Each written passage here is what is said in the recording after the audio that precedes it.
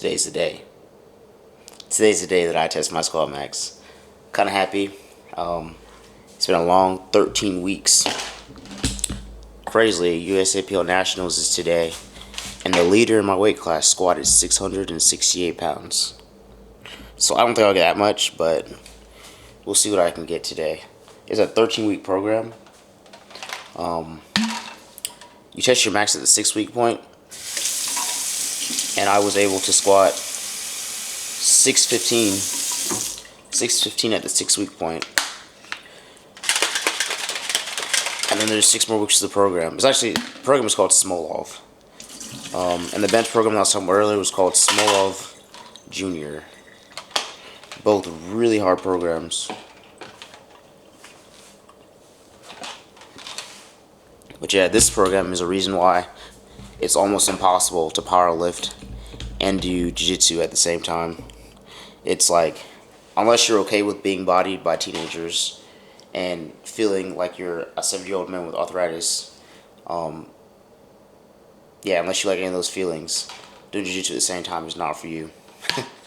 But if you have time to take off and you just want to get some like crazy strength gains, maybe get a massive competitive advantage, then I think it would be a good program for you to try. Just not to try while grappling at the same time.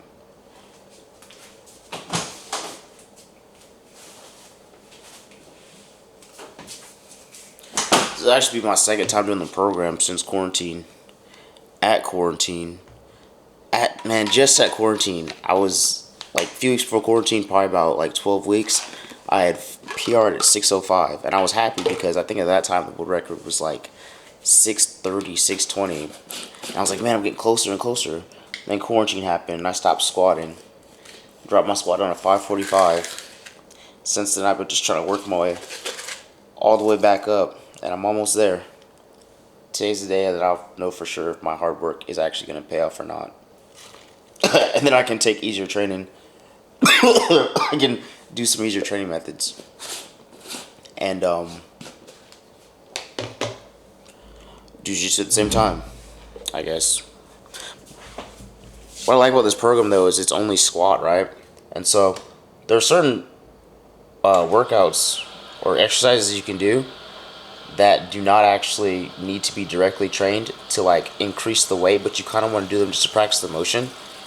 And that's why I like this program, is because your power clean is always going to be a percentage of your squat if you're like symmetrical or like an even person. So I feel by training squat like super heavy and consistent like I am, once I start grappling, I won't have to deadlift. I can do power clean, which is lighter than deadlift, but it trains like a little bit more explosive motions.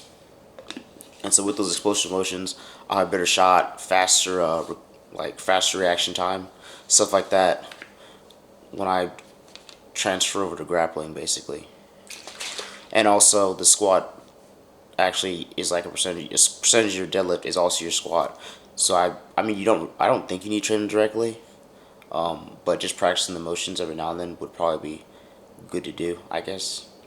That's my opinion, though.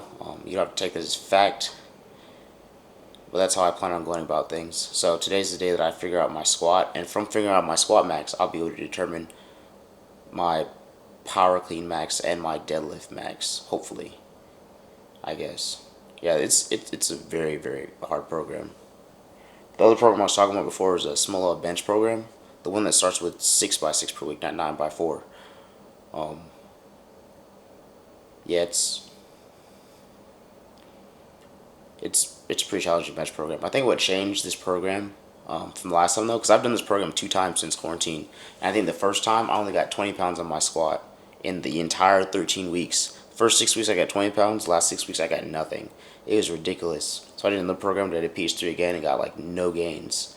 I think what changed this time is I added a little bit of new things to my diet. I like to call it my my secret weapon for this past 13 weeks was 3 Musketeers bars, crazily.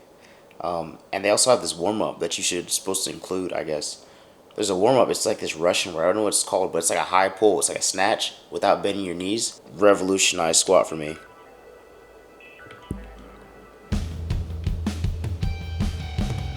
Yeah, that warm-up just like changed squat for me. I feel like I've gotten a lot stronger just due to that. So I'm hoping like I stop eating Three Musketeers bars at the 6 week point, but I'm hoping that I still have gained that recovery. But we'll see. I don't know. The world leader, as I said, at the moment, he's like a 6-time USAPL champion. Squat is 668 today. I don't know if I'll get that high, but I'm really hoping that I can do like 655, 660. The program advertises 100-pound gain to your squat and your bench. And in the first 6 weeks, I got 30 pounds. So if that gets replicated, that'll be a 60-pound jump in like 13 weeks, which I think is like crazy. It's like crazy gains. It's a lot of hard work actually, and you feel very worn down on many days. Like putting on my shoes, I can't bend over. It's just soreness and stiffness. So it's definitely not something you want to do while grappling. But if you ever have time, like I said before, if you ever have time to just like take some time off, try to cultivate some strength as a competitive advantage. There's a lot of extreme programs out there, and Smolov is one of them, which I think would crazily get you a lot of gains. Honestly though, I wouldn't really try it unless you are squatting like 2 to 3 times a week, because most people that don't necessarily train legs are sore like weeks after training at one time, and this has you training legs consistently for around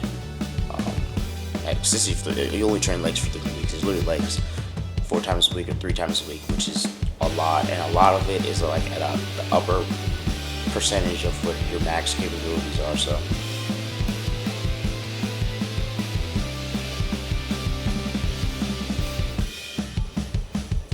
something else I need to mention is I'm wearing spandex, full spandex with my tracksuit, and I'm also not cut weight, so I'm like 10 pounds over my weight class, 10 to 8 pounds over, so it's not at all equal to what's being done at nationals today.